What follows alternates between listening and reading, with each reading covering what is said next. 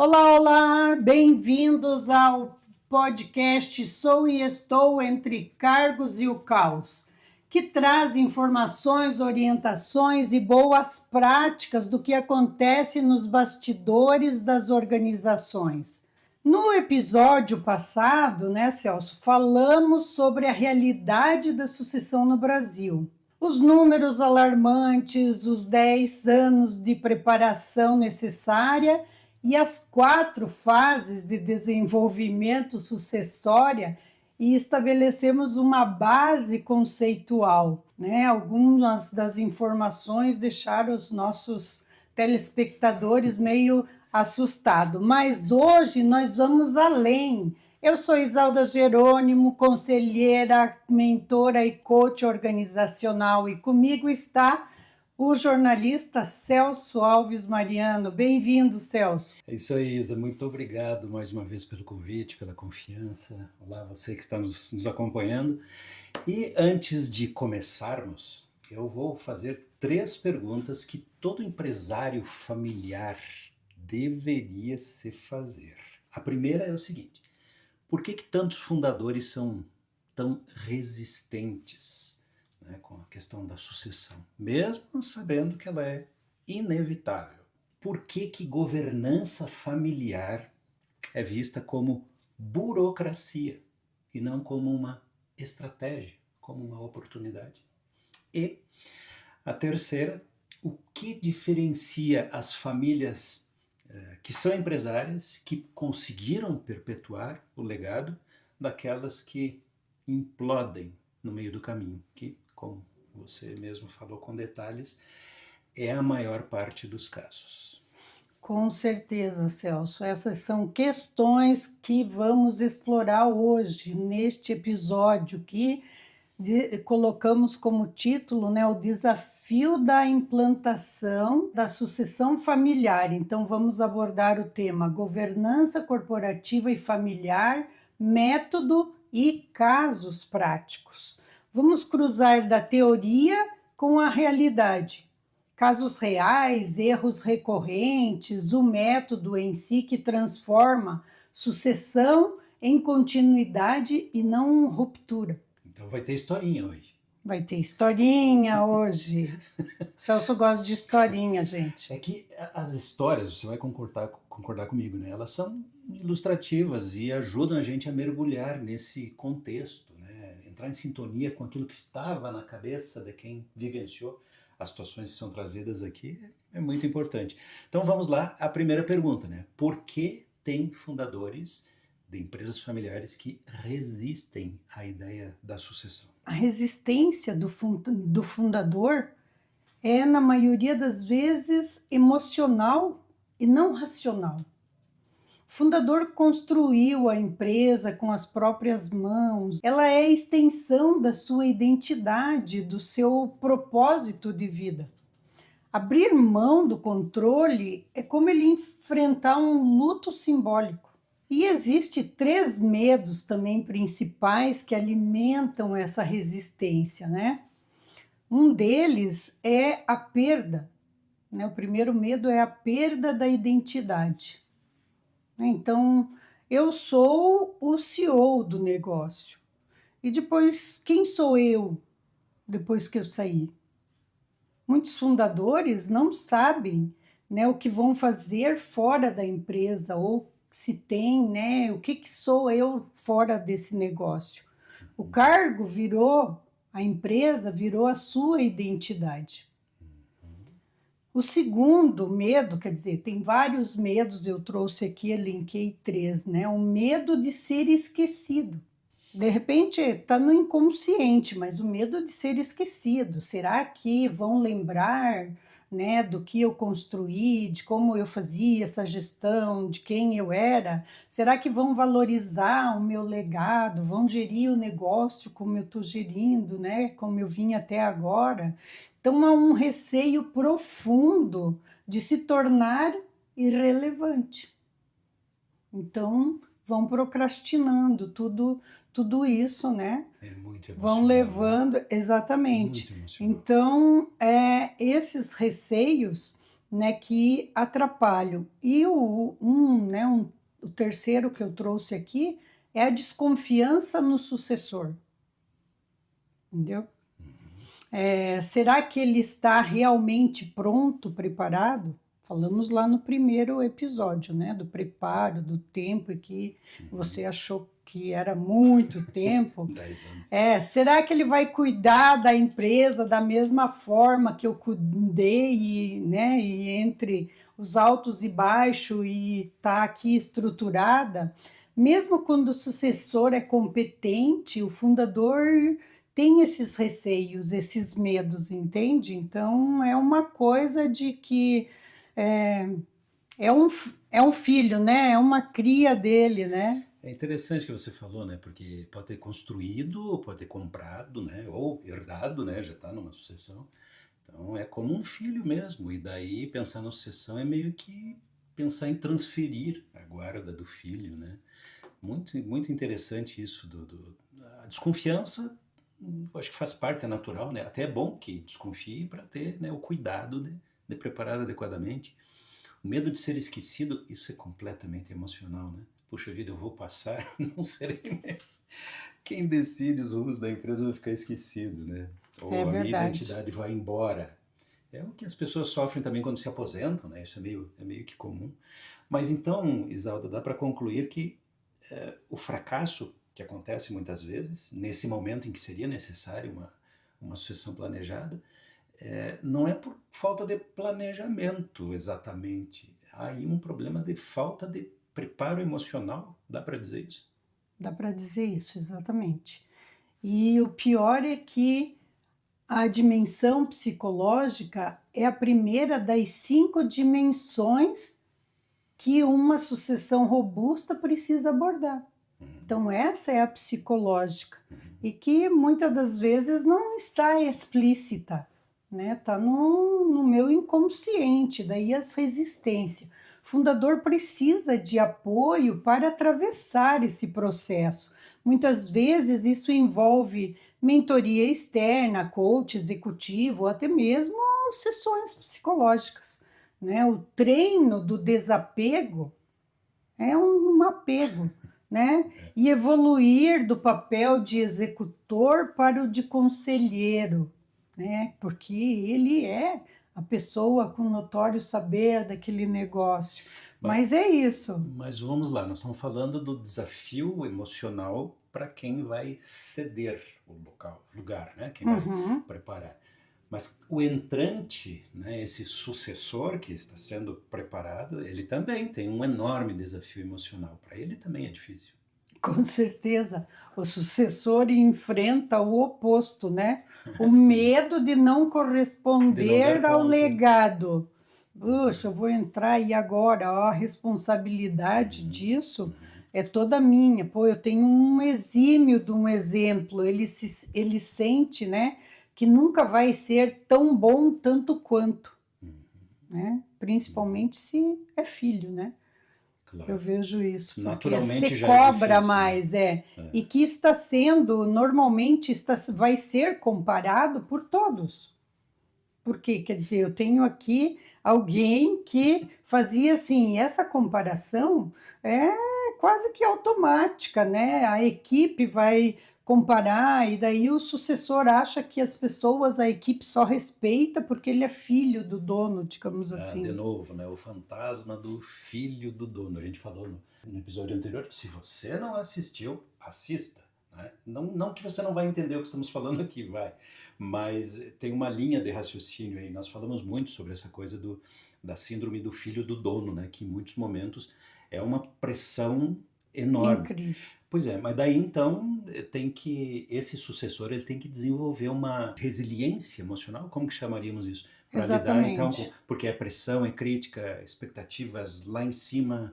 Com certeza, bem isso, né? Ele tem que desenvolver essa resiliência, ele também tem que superar o emocional e saber lidar com tudo isso, com as expectativas altas que vão ser cobradas, né? Então é altíssima a comparação. E isso não acontece. Tudo isso, se eu não me preparar, quer dizer, essa coisa de de migrar dessa transição, né, para o sucessor não acontece. A gente falou também, né, estamos sendo redundante que não acontece da noite para o dia. É um processo que leva os anos que a gente comentou Os e 10 que anos lá que você disse. e que deveria ser acompanhado de perto. Então, esse preparo é que dá toda essa base, essa sustentação, né, e tira as pessoas dessa ansiedade e desse, digamos, do luto. Então, quando é feito, quando é preparado, estruturado, esse psicológico vai sendo trabalhado.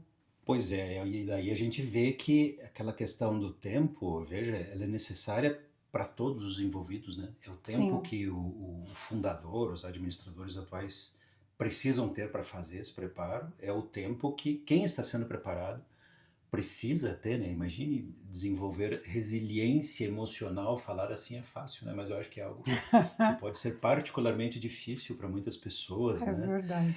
Quando essa resiliência emocional do fundador, agora vamos falar do fundador, né? O fundador também ele tem que controlar as emoções, né? Ele tem que controlar aquele medo, aquele receio, né? Aquela sensação de que está perdendo identidade, que vai ser esquecido. E se ele forçar demais e essa resiliência emocional pro fundador virar uma espécie de inércia, eu acho que acontece isso de vez em quando acontece. O que de fato? O que de fato acontece? Sucessão é adiada. Por isso que muitos vão procrastinando, né? Porque até o momento em que o tempo se encarrega de impor essa tomada de decisão, está chegando, digamos, no limite, ou acontece também o que falamos no anterior, né? Acontece uma doença, uma ruptura societária, porque nem sempre, né, os fundadores são todos da família, né? Sim, Os fundadores sim, podem ser sócios e sim. ter familiares. Então, ou seja, se acontece uma ruptura, um imprevisto, né, um desmonte dessa rotina, a gestão também vai por água abaixo, né? E daí que o cenário muda. E daí vai ter que a sucessão vira emergência, urgência. Então, tem que improvisar isso no meio da crise. Bom, eu imagino que você vai dizer que improvisação num processo de sucessão é meio arriscado, né? Perigoso. Tudo que você improvisa não há previsibilidade, nem liderança legítima, né? Porque daí vai qualquer um, de qualquer forma, vai ter que assumir. Então, isso é perigosíssimo, porque a sucessão não preparada aciona uma sequência que o mercado conhece bem, que é um vácuo no comando em poucos dias. Ninguém tem mandato, decisões são travadas, crédito se retrai, quer dizer, os bancos não conhecendo e essa gestão, né, sendo A gestão entrante entrante, sendo abrupta, o crédito se retrai porque as pessoas ficam receosas. gera insegurança para todo mundo, né? A receita recua, ou seja, há uma instabilidade, né? Então, assim, clientes também percebem esta mudança abrupta, conflitos, surgem mais conflitos, né? Porque conflito existe no Claro, dia a sempre. dia, então Sempre. surge mais conflito societário, bloqueio de decisões, porque na verdade paralisa tudo, ou decisões são tomadas por imediatismo ou por No impulso, né? imposição, valuation despenca. A venda feita sob pressão sai muito caro. E um êxodo silencioso, ou seja, gestores podem sair, você perde talentos, enfim. Acontece, isso é fato, acontece em inúmeras empresas. Por isso que nós temos números estatísticos, né, que comentamos anteriormente, que são muito relevantes, porque a transição imprevisível deixa, né, de ser um movimento planejado. e torna-se uma operação de contenção, né? O que deveria ser algo programado passa a ser improvisado. Nós falamos no final do episódio anterior, eu lembro bem, né, de que esse momento da necessária transição, ele tem que ser planejado, enfim, tem que se dar toda essa atenção, porque é a oportunidade de transformar aquilo que poderia ser uma ameaça numa oportunidade estratégica. É claro que para isso precisa de tempo, né? Então o improviso, por N mais um motivos, até pelo bom senso, né? Mesmo sem mergulhar muito no conhecimento, no estudo, dá para ver que a chance de dar errado é muito grande quando tem improviso. Então dá para dizer que a urgência é um dos grandes inimigos da sucessão. Exatamente, porque o antídoto para a urgência é o método. E a estrutura legítima se dá perenemente à liderança. Isa, muitos empresários acreditam, e dá para ver que acreditam mesmo, né, que o filho mais velho, ou aquele filho que por algum motivo aí no desenrolar da vida ficou mais próximo do fundador, ele é que deve assumir o comando da empresa. Isso acontece muito, mas isso funciona na prática? Esse é o grande mito que ainda resiste nas empresas familiares brasileiras, né? O sobrenome pode garantir participação societária, pode assegurar presença no conselho, mas não confere por si só legitimidade de gestão. Falamos, né, do preparo, então a legitimidade, Celso, não se transfere, ela se conquista. Isso é forte, olha, isso dá para anotar aí. A legitimidade não pode ser transferida, não é algo que se possa transferir, né? Ela tem que ser conquistada. Bom, talvez seja justamente aí que muitas sucessões falham, né? Quando confundem essa presença do filho mais querido, do filho mais velho, enfim, de um eleito por algum motivo na cabeça do fundador ou dos fundadores, quando essa presença, não, mas a pessoa está aqui, quando ela começa a se confundir com liderança, que é necessário para que haja, de fato, sobrevivência da empresa. Exatamente. E é uma pena porque os sinais surgem, estão explícitos, mas fazem vistas grossas, não querem enxergar, né? A maioria das vezes é ignorado. Então, primeiro sinal, né, é, digamos assim, a falta de meritocracia, a meritocracia está comprometida. É quando as promoções acontecem por grau de parentesco. Ah, vamos pôr o meu filho, a minha filha, o neto, o sobrinho, o genro, e vai indo, né? Então não é por mérito, por competência.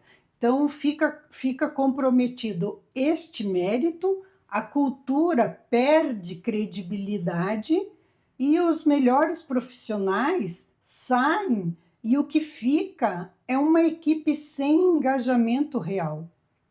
Né? A gente falando aqui, às vezes parece que, nossa, a Isa está falando um absurdo, na minha empresa familiar não está acontecendo, nunca aconteceu isso, né?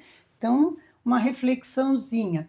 Outro sinal é conselho simbólico. O que eu quero dizer De com faz de conta, assim.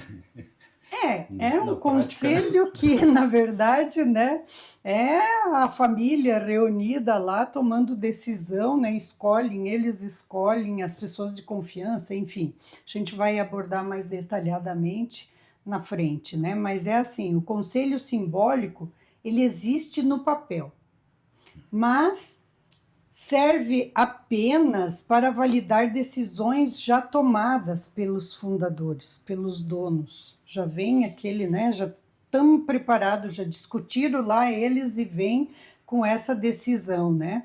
Então não há contrariedade, não há debate estratégico. Às vezes há o debate ali, mas eles já têm uma tomada de decisão, há o rito formal que mascara a ausência dessa governança, porque fala um, fala outro, e daqui a pouco cai no colo, né, lá dos fundadores que montam o conselho, né? Então, assim, e participa pessoas que não deveriam estar participando, então, e vice-versa, né? Nada profissional. E o terceiro sinal são cargos sem autoridade. O sucessor recebe um título, né? De CEO, de diretor, mas não tem o poder. Ele recebe o título, o cargo, mas não o poder, não foi delegado o poder para ele. Ele vai, né? As decisões continuam concentradas no fundador. Tem sempre, eu brinco, né? Tem sempre o amém lá no final. E todos percebem isso. A equipe, o mercado, os investidores, quer dizer, esta credibilidade está, e esse poder está lá no dono. Quem é o dono? Né? Então, essa leitura, o sucessor ocupa a cadeira, mas não ocupa o comando. Dá para entender? Isso não tem como dar certo, né? Eu fico lembrando aqui, olha, eu tenho acompanhado há alguns anos a Evisa, o trabalho da Isalda, e aquele princípio básico lá que levou a Evisa a desenvolver avaliação de desempenho, o PCCS, né, o Plano de Carreira, Cargos e Salários, tudo isso tem uma lógica muito óbvia, né, para quem consegue olhar sem paixões, olhar tecnicamente, que diz o seguinte: tem que haver o preparo, tem que colocar a pessoa certa. Quando aquela pessoa for ocupar aquele cargo, essa pessoa tem que de fato estar preparada. E quando a gente vê um contexto desses aqui, né, o conselho simbólico, a pessoa que, afinal de contas, por direito, né, então assumiu lá o cargo de sucessor, mas não tem o poder, a legitimidade, então é alguém que é o sucessor de direito, mas não será o sucessor de fato. É, Esse é o cenário. exatamente. Daí o que acontece é um dano estrutural, né? Claro, Perde, isso tem pode consequências. perder talentos-chave, insegurança de investidores. Então, a gente está falando de coisas que, né, se espalha aí um todo, né, a comunidade de fornecedores, o pessoal comenta um para o outro, né, que passam, então, assim, os conflitos internos. Então, essa coisa vai passando, né, até chegar no limite, e a própria perenidade da empresa fica em risco. E isso muitas das vezes não é percebido, né? Então, porque sem meritocracia, sem governança e sem autoridade legítima, a sucessão corre grande risco de continuidade e se torna apenas herança, né? Herança. Então, meus herdeiros legítimos são fulano e ciclano e beltrano e por aí afora, né? Então, é complicado nesse sentido, né? De que as pessoas vão levando, vão tocando, e claro, com maestria, mas lá na frente, tudo isso que a gente fala aqui dos processos, dos métodos, né, protocolos, é porque acontece de fato dentro das empresas familiares, né? É certamente que a história de fracasso de muitas empresas no momento da sucessão, ou como consequência de uma sucessão mal planejada, mal feita, passa por esse cenário, né? Esses aspectos que a gente está falando aqui. Então, isso me leva a perguntar, a pergunta que está na cabeça de quem está nos acompanhando aí: o que deve ser então levado em conta, considerado para que a implementação da sucessão seja robusta, sustentável, correta? Bom, uma sucessão sólida não pode ser unidimensional, né? Ela precisa ser pensada como um sistema interdependente, que se apoie em 5 dimensões simultâneas. 5 dimensões. Vamos lá. Eu costumo usar a metáfora da mesa com 5 pés. Tá? Então, imagine, se um deles quebra, a estrutura inteira perde o equilíbrio. Então, a primeira dimensão que está envolvendo, né, tudo isso é a psicológica. É o ponto de partida. E que já vínhamos comentando, né, do emocional. Então, trata do desapego emocional do fundador e o preparo emocional do sucessor. Sem essa base, o processo não avança, porque o apego e a insegurança são os maiores sabotadores de qualquer transição. A segunda dimensão é a técnica. Aqui entra, Celso, os instrumentos objetivos que sustentam o mérito e a escolha. Falamos lá no episódio 1 também, Sim, né? sim. Da avaliação 360, de competência e de liderança, da análise de perfil comportamental. E matriz de prontidão sucessória, que é desenhada na governança corporativa, né? Planos de desenvolvimento individual estruturado para esse sucessor. Como é que ele vai, então... Você viu que essas dimensões estão interligadas. Por isso que o desequilíbrio, se eu não tiver uma delas, né? Porque daí a sucessão é intuição, é da minha cabeça. A intuição não pode ser aplicada assim, né? Sucessão não é intuição. Eu tenho que ter métodos, porque eu não posso, eu estou lidando com gente, né? E uma terceira dimensão é a organizacional. Então, você vê a psicológica, os instrumentos objetivos, né? Para eu detectar e ver o mérito de quem se tem competência, se não tem, se tem experiência, né? Tudo isso. Se gosta, se quer fazer aquilo, né? E a terceira dimensão é a organizacional. A empresa precisa se redesenhar para receber o novo ciclo. Né? Ah, não, mas vai seguir cultura, tem que ser como já está. Não, né? Vai ter novas pessoas. Então, definição clara dos papéis e responsabilidades. Né? Ter tudo isso mapeado. Redesenho do organograma e das relações de reporte. Então, esse organograma é muito importante. E daí também não só no papel, né? Lá no papel é lindo, né? Então não pode. Tem que funcionar de fato. Tem que funcionar, né? A comunicação interna transparente sobre esse processo sucessório. Também já falamos no primeiro. Tá? E aqui estamos passando, né, os motivos e os métodos, as dimensões e o porquê que há necessidade deles, né? Porque a cultura precisa entender que a sucessão não é uma troca simbólica, é uma mudança de modelo mental.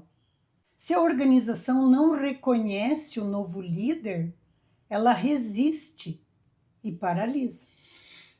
Então, nós podemos dizer que a sucessão absolutamente não é um evento familiar, né? É um movimento organizacional. Tem que meio que repensar tudo o que está sendo feito de fato para que haja uma sucessão de sucesso. Exatamente. Não é fácil, né? E vir até metade só, né? Pegar tô preparado psicologicamente, ok, então já vamos nomear, vamos por este, por aquele, né, para seguir, vamos capacitar internamente, 1, 2 anos vai assumir já, então não. Então vamos ver as outras duas dimensões aqui, a patrimonial.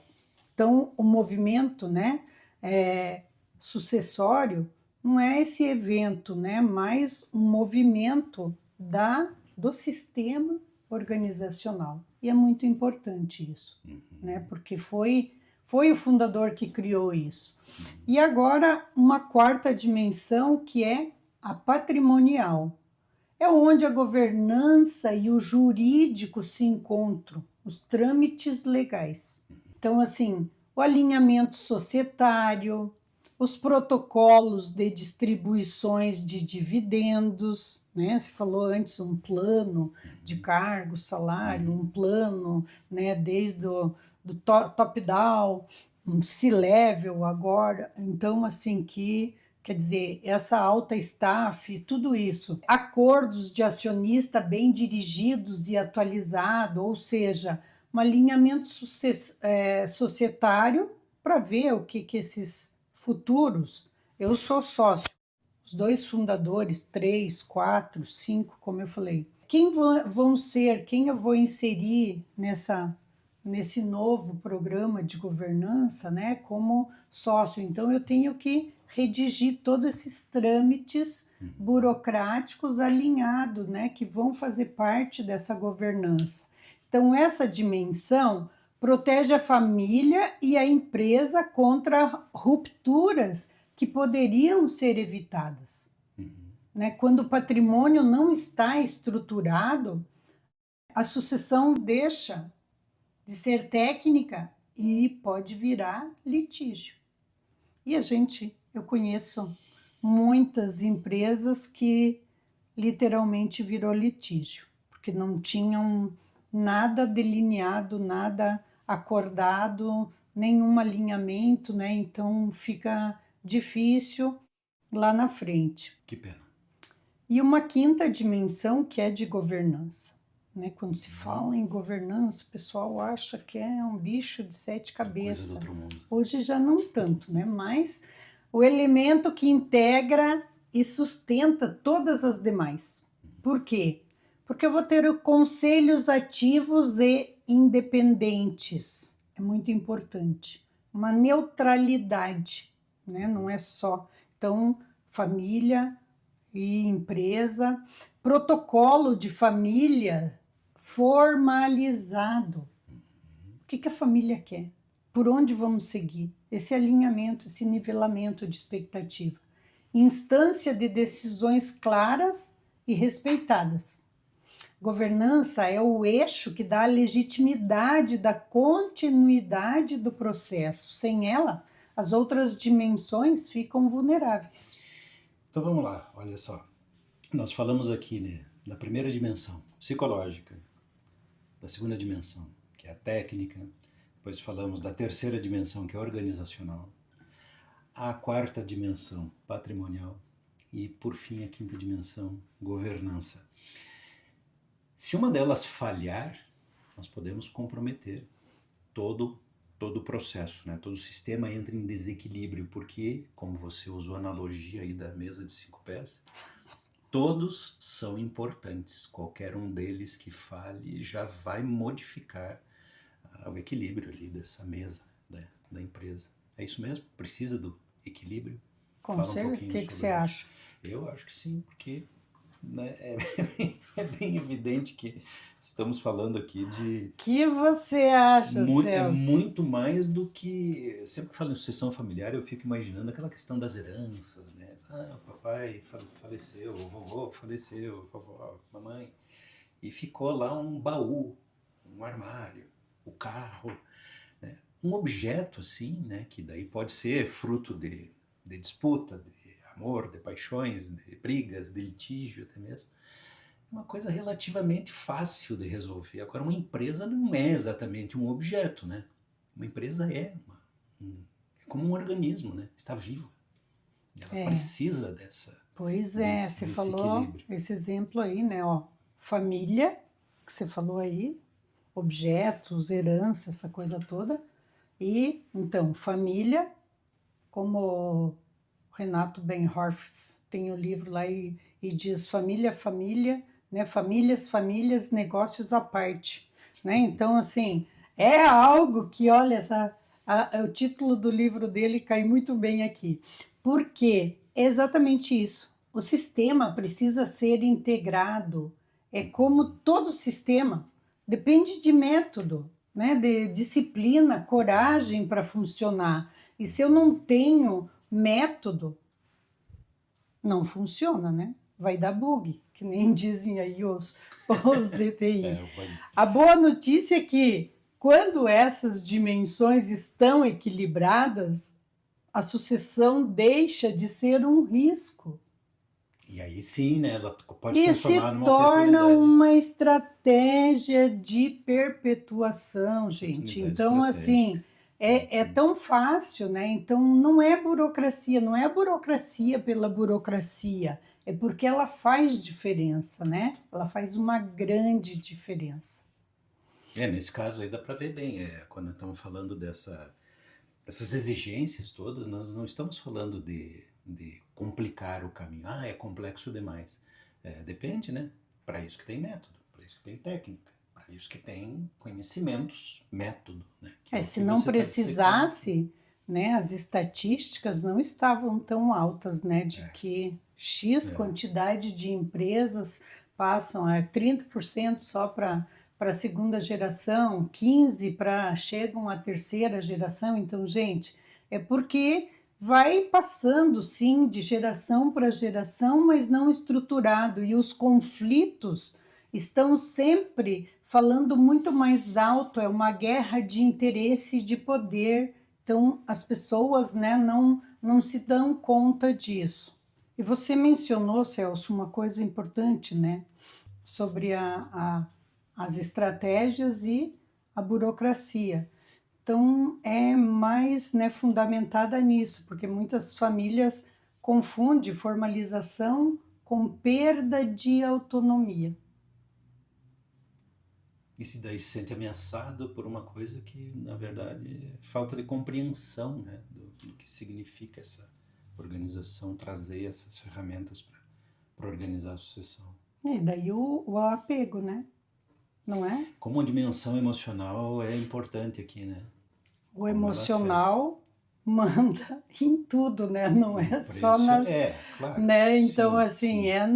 é a pessoa que né? São pessoas que nós estamos falando. Então, lógico que tem todo um emocional dentro do contexto familiar. Então, ninguém vai perder a autonomia, né? Esses medos, mas de certa forma é um receio até, né? Compreensível. Compreensível, exatamente, porque eles acreditam que criar um conselho com os protocolos, com um acordo, vai tirar toda a agilidade da empresa, vai burocratizar, vai engessar tomadas de decisões, ou transformar a cultura familiar em uma corporação fria, sabe? E, na verdade, é o oposto. Governança não é sinônimo de engessar, né? Nada disso, nada disso. Eu digo que é profissionalizar, né?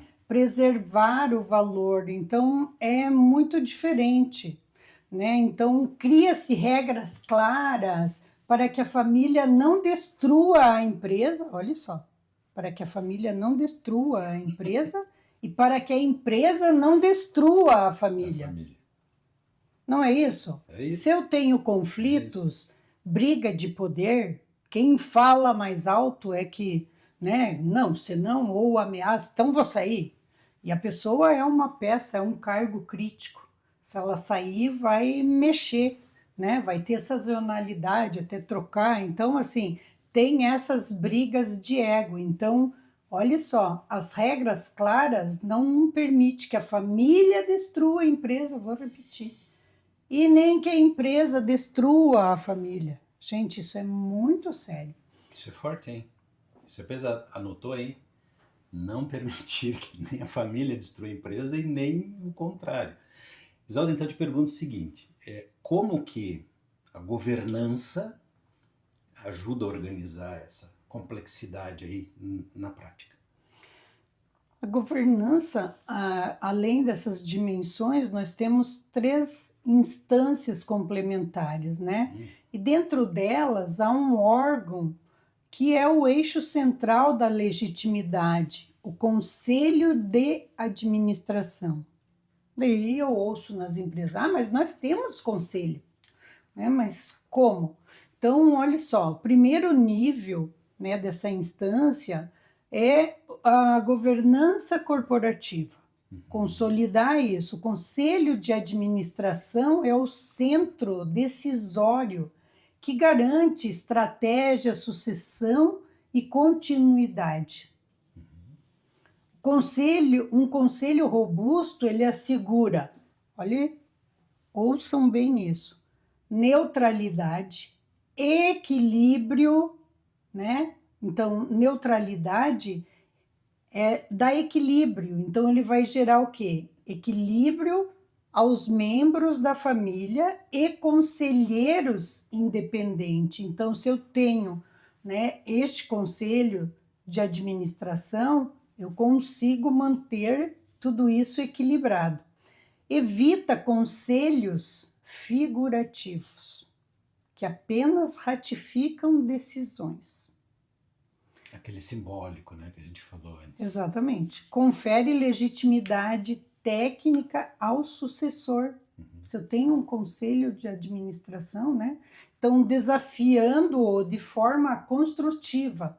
Se eu tenho um sucessor, esse conselho de administração e conselheiro externo, automaticamente, ele vai manter a neutralidade, ele vai fazer inquirições, perguntas, colocações que vai fazer todos pensarem neste bem que eu estou falando, não da família, daí num conselho administrativo, na empresa.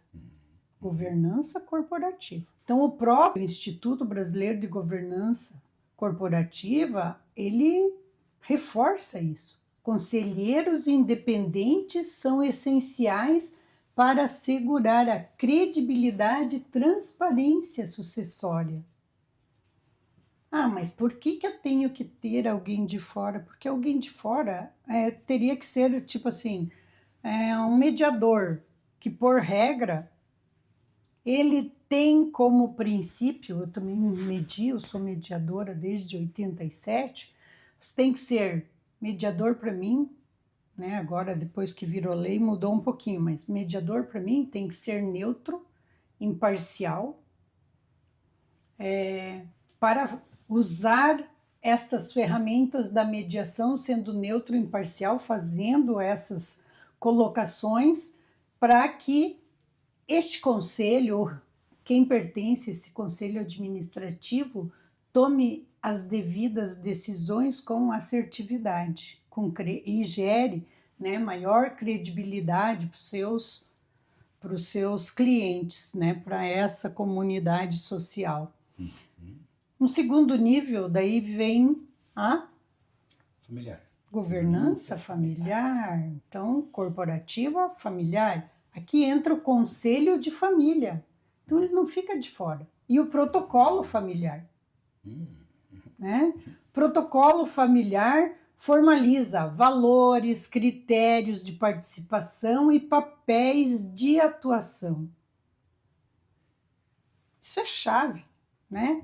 Ele não engessa, ele previne os conflitos e preserva a unidade, né? A harmonia. Então, é muito pelo contrário, né? Então, esses níveis aqui complementares são instrumento que separa a emoção da gestão. Isso é técnica, é disso que a gente está falando, né? E transforma a convivência em alinhamento estratégico, que é como trabalhar o planejamento estratégico, né, de toda e qualquer empresa. Os objetivos comuns, quer dizer... Para onde vamos? Todos trabalhando em prol de atingir aquele objetivo. É isso. E um terceiro, que é uma governança de propriedade patrimonial, né? Então, é o campo das decisões societárias. O acordo de acionista, a política de dividendos e as assembleias formais. Então, esses instrumentos traduzem a vontade dos sócios em mecanismo de decisão equilibrados. Então, tudo fica Não fica subentendido, fica Fica claro, claro. As regras, né? Então, materializa, né, isso, as são regras. claras e devem ser seguidas. Então, essa é a proposta de governança corporativa e familiar, né? Elas devem conter cláusulas de liquidez, por exemplo, de mediação ou arbitragem, para evitar que divergências familiares paralisem a empresa. E tem um duplo benefício, porque daí é a empresa que não é paralisada e a família que também não é paralisada, né? Que não é afetada por desequilíbrios, como a gente falou antes, né? Que expressão preocupante, né? Que a empresa pode... O momento de sucessão da empresa pode prejudicar a família ou vice-versa. Então nós falamos de três níveis. Primeiro, né, governança corporativa, governança familiar, governança da propriedade. Além desses três níveis, o que mais que precisa ser considerado para haver sucesso? Precisa mais dois complementos críticos, né, que tornam a sucessão previsível e segura. Crítico é porque é muito importante, né? Quando eu Sim, sim, falo cargo crítico, é porque sim. aquilo, se sair, me quebra as pernas também, né? Falando no popular. É um plano de comunicação, né? Sucessão não é um tema interno só da empresa, é também institucional, né? Então, investidores, bancos, fornecedores, clientes precisam de mensagens claras e consistentes, né? Nada de silêncio. Em sucessão, esse silêncio gera uma insegurança e especulação. Quando é transparente, né?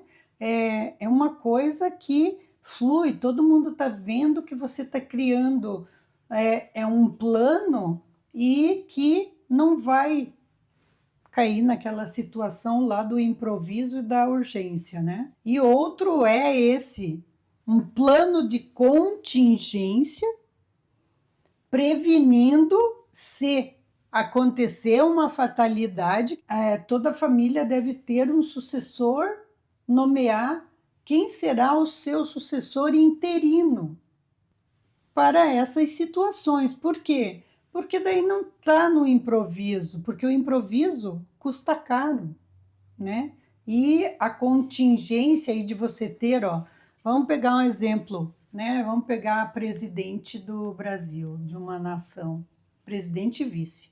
Ele já tem um interino, né? Se acontecer ou quando Sim, tá fora, essa coisa toda, está quem, previsto, né? quem assume? Ok, o interino. Então já está previsto, ele já sabe o que ele fazer, os limites, ele tem competência, ele vai gerir durante X período. Daí preserva o valor. Sem esse conselho administrativo ativo, sem esses instrumentos todos que a gente está falando aqui, toda a estrutura, todo o processo sucessório corre o risco de virar apenas um ritual sem efeito real.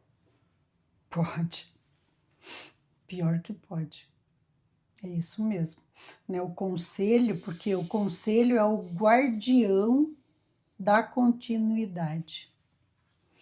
E protocolos, acordos, os planos são os mecanismos que converte a intenção familiar em governança efetiva. Né? É o querer da família, mas está ali tudo parametrizado com diretrizes, com estes acordos, então fica tudo muito claro. Qual é a diferença que existe entre as empresas que conseguem perpetuar o seu legado comparado com aquelas que implodem, já implodiram ou estão prestes a explodir? Nós temos exemplos práticos de empresas brasileiras que fizeram isso bem, que estão no time das que deu tudo certo? Sim, você chegou nos casozinhos que você Opa, gosta, né? historinhas. Então, a resposta, temos três empresas aqui que teríamos algumas várias outras, né? Mas eu trouxe três que eu considero assim inspiradoras. Uma delas é a VEG, VEG que é uma eu, gigante que no eu tive o mundo, né? privilégio, né, de conhecer e ir visitá-lo na sua sede, né, o Egon, que era um dos sócios fundadores e que, né, consolidou essa gestão corporativa familiar, né, porque eram 3 sócios, né, que se juntaram. E então imagina, 3 sócios que não eram parentes, que fundaram a WEG, com todos os familiares e filhos, né? Então ele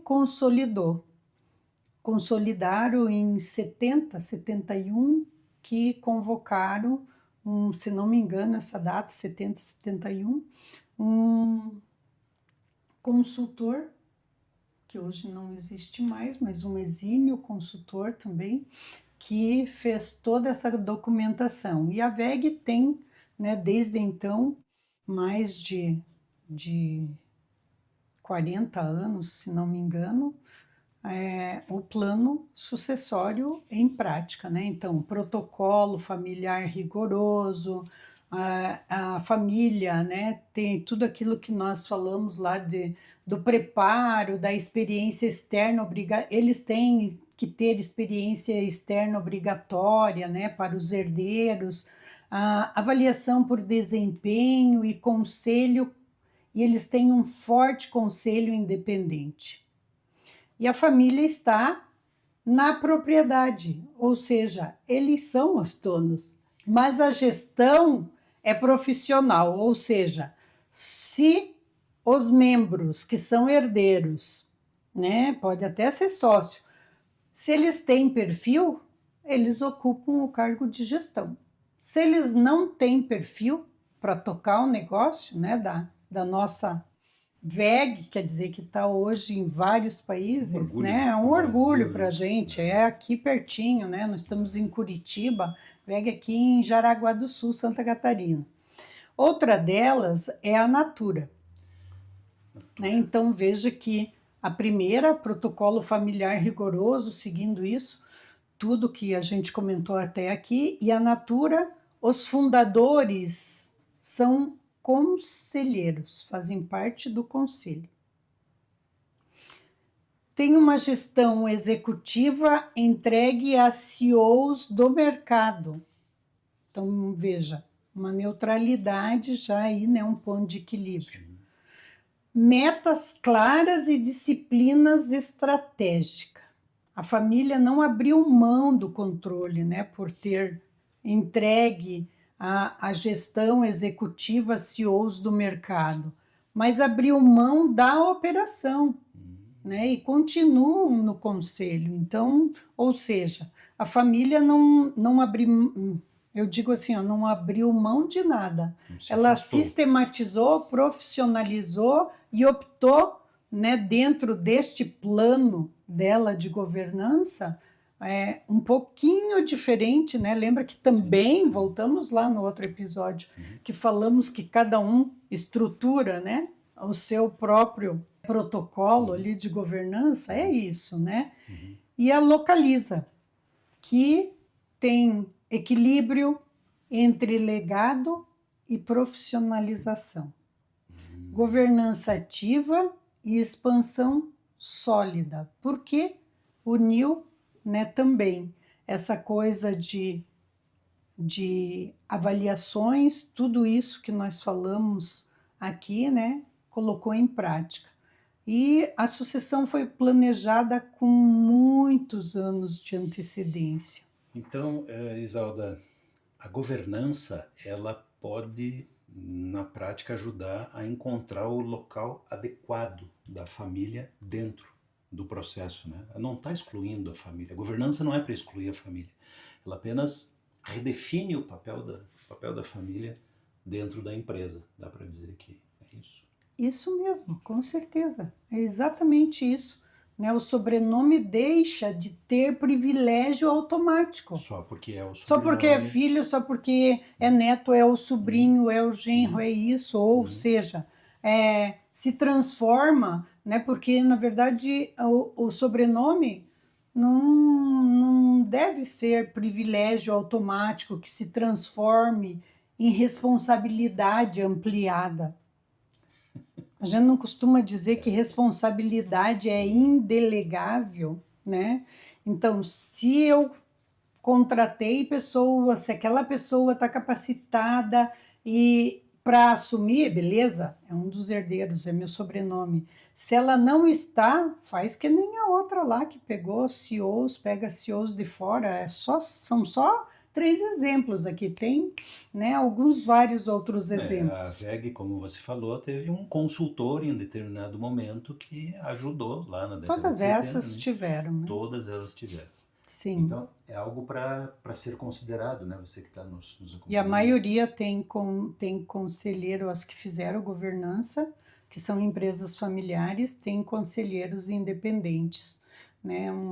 Porque é uma pessoa experiente, né? Ou um empresário de renome e com bagagem que teve sucesso. Por exemplo, da VEG, o seu Egon foi conselheiro de diversas. Sim, ele foi conselheiro Ele foi conselheiro de de diversas diversas outras empresas. empresas de grande porte. Você trouxe aqui alguns exemplos bem-sucedidos, né? 3 bem interessantes. Você pode compartilhar com a gente, Isalda? Isso é pedido de várias pessoas na comunidade lá no YouTube. Você pode mandar mensagens. Tem N canais aí da Efisa para você fazer isso. Do nosso podcast, inclusive no Spotify, né? Tem pouca gente que está acompanhando o Spotify, gosta de podcast e acha que é só no YouTube. Não, tem no Spotify também. Você pode compartilhar com a gente, então, um caso real que ilustre esse processo, além das que você citou aqui? Sim, contar uma história real de uma empresa de médio porte, distribuidora de alimento com faturamento anual de 80 milhões. A empresa, né, fundador, com 3 filhos em funções de liderança, todos com a mesma remuneração, mas com desempenhos diferentes. Porque, me desculpe, né, os que não gostam, eu uso muito assim, caíram de paraquedas, ou seja, né, um cenário que todos são meus filhos, então todos os 3, para eu não cometer nenhuma injustiça, né? Então, um dos filhos super competente, adquiriu o respeito da equipe com visão estratégica e experiência externa, né? Enfim, capacitado. O outro, mediano, mas excelente executor, mas sem perfil de liderança, né? E o terceiro, um outro, totalmente despreparado, sem interesse real pelo negócio, não queria, né? Foi empurrado, como eu costumo dizer. É pesado, né? Mas foi empurrado para a empresa, né? Pela família. Você foi jogado lá, né? Caiu de paraquedas, porque foi meio pesado arremessado. falar isso, mas foi, quer dizer, para eu não cometer injustiça, você também vai trabalhar na família, né? É o impulso, Na empresa da família. Impulso natural, né? Compreensível, mas nada profissional. Né? Esse foi o problema, né? Não queria escolher um dos filhos e porque ele achava que estava sendo injusto. Então, mantinha os 3 numa posição de liderança, gerando confusão interna, conflito de autoridade e desmotivação da equipe, né? Mas chegou uma hora que ele viu que precisava da intervenção, né, e contratou uma consultoria externa. Certo. E que fundamentou, consolidou, trabalhou toda essa parte do planejamento de governança corporativa e familiar. Montou-se um conselho de administração com independentes, né? Foi feito, né, o conselho conduziu daí junto, né, com essa consultoria uma avaliação 360 dos 3 filhos, né? Análise do perfil comportamental, entrevistas com a equipe né, para ver como uma equipe como um todo, para ter esse feedback 360, mapeamento das competências. Tudo que devia ter sido feito num bom planejamento antes, né? Foi feito então Mas, depois. né, o bom é que ainda estava em Sim, tempo, né? Porque fizeram. essa decisão técnica, né, daí de avaliar, fazer todo o processo, quer dizer, depende de cada período, de cada fase, né, da empresa. Às vezes, essa governança não é tardia, e às vezes ela é tardia, né? Mas aqui foi feito dentro, né, de um período que ainda estava muito bom, né? Chegou os conflitos e ainda estava tranquilo e administrável os conflitos e tudo isso. Então, a decisão técnica após todas essas avaliações foi que o filho, a gente está pondo aqui em numeral, né? O filho número 1, que era o que tinha competência, conhecimento, visão estratégica, ele assumiu o cargo de CEO, né? Mas do mesmo jeito, com um plano de desenvolvimento estruturado e mentoria externa, né? Para não cair nos desvios. O segundo, que ele tinha todo um know-how técnico, operacional, ele foi realocado numa função estratégica e de suporte como diretor de operações. Então, assim, ficou num cargo mais, né, diferentemente do que estavam lá todos no mesmo patamar, onde suas habilidades de execução eram reconhecidas e valorizadas, entende? E o terceiro foi desligado da empresa com um acordo planejado. Ele não queria mesmo, né? Então ele recebeu sua parte societária e foi apoiado para empreender em outra área que ele queria. Tudo bem. Uma dessas 3 empresas que eu mencionei em caso de sucesso também ocorreu isso. Uma coisa parecida com essa. Praticamente igual. Tinha um dos filhas lá dentro que atrapalhava a gestão. Ela foi convidada a sair da empresa e recebeu, foi montado uma empresa para ela na outra área só para ela gerir, quer dizer que ela se identificava. Então, similarmente, tá? Quem conhece as 3 histórias acima que eu mencionei já vai se identificar, é só para não expor nenhuma delas. E o resultado disso aqui, desse encaminhamento desses 3 filhos? Foi crescimento, depois de 3 a 4 anos, crescimento de 40% do faturamento. Olha. Governança consolidada, família em equilíbrio, sem ressentimento, porque a decisão foi técnica, não emocional, né? Então, olha só isso. como é importante, quer dizer, você não cometeu injustiça com A ou B, né? Injustiças não ocorreu, quer dizer, eu tinha um filho lá que nem queria estar lá, né? Então, sim, se não quer estar lá... Esse terceiro filho talvez ficou muito mais feliz. Exatamente. Né? Logo depois, né? Talvez no momento tenha sido difícil. Mas... Ou seja, que estava assim, né? A perigo, parecia uma bombinha relógio, né? Virou um diferencial competitivo. Transformaram uma ameaça numa oportunidade estratégica. Exatamente. Né? Muito, muito interessante. Ou seja, Isalda, sucessão responsável exige coragem, né? Decisões duras, mas técnicas e justas. Exatamente. É simples, né?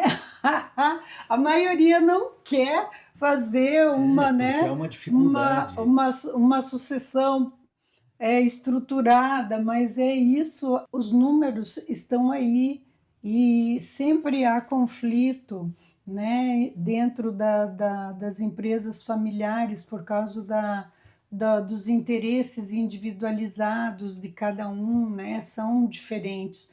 Então, eu poderia contar mais casos aqui de empresas que ruíram, tiveram cisões e que a pessoa, eram 4 sócios, irmãos, 3 ficaram sem prosperar e outro está prosperando, né? E que eu atendi também. Então, assim, são coisas que a gente pode passar horas e horas falando de exemplos e Eu cases. poderia ficar ouvindo histórias, você deve imaginar que nos bastidores, no preparo do programa, eu escuto muitas histórias, né? Eu fico estimulando a Isalda a trazer aqui, porque eu acho fantástico a gente saber que realmente acontece, né? Mesmo sem saber exatamente quem é, né? Às vezes você traz aqui com toda a ética que você tem eu omitindo nomes, né?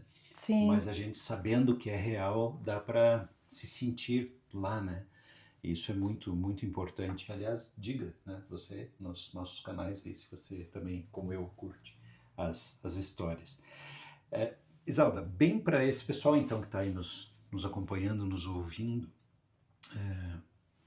e pessoa que quer dar o primeiro passo, que quer começar, né? Por onde se começa? O que você diz para quem pergunta? 5 passos, gente. 5 passos práticos, né? Para começar a aplicar. Na semana que vem já pode aplicar.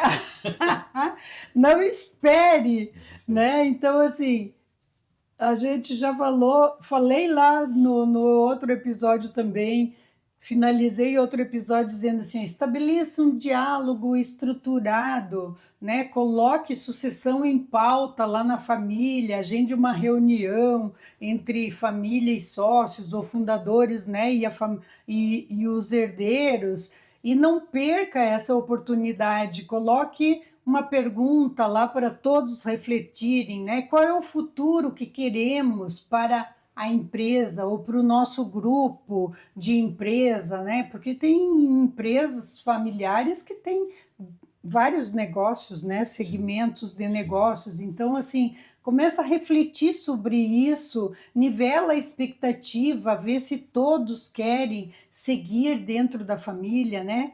Cria um conselho de família, né? Mesmo simples, comece com reuniões regulares, né? Defina os valores, nivele a expectativa. Olha, costumo dizer para os recrutadores e selecionadores, nivele a expectativa. Lá no final da entrevista, pergunte, né, para o candidato também, nivela a expectativa, o que ele espera da empresa, porque tu já vai mensurar isso, e o que nós, empresas, tu enquanto recrutador, espera dele. Aquela Porque, comunicação clara, né? exatamente. Deixando E aqui, né, sólido. porque eu trouxe esses exemplos, né, faço essas analogias, porque eu acho super importante. Né, as expectativas, às vezes eu tenho lá os sócios, eu tenho os herdeiros, mas as expectativas são diferentes.